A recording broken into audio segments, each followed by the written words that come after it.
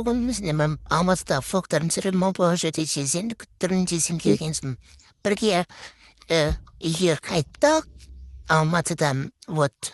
И менің азанғы таңғы сондай тұрмақ кеткен, үйге келгенсің сырымен бірге видео түсірдім, бұл аузымда түн сол кезде бір тренд болған еді. Бұл қашан салынып отқан видео. И біз содан кейін мороженое ашықтық. И бірге сырым екеуміз қасында әнелерім жоқ, потому что олар сәтиде болатын.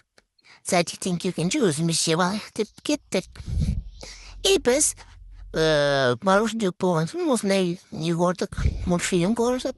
Арқада олар келдік сәтиден. И олармен бір видео түсірдім. Төртеуміз. Ең кішкентай сіңілім, и потом ең үлкен інім. И одан кейін сосын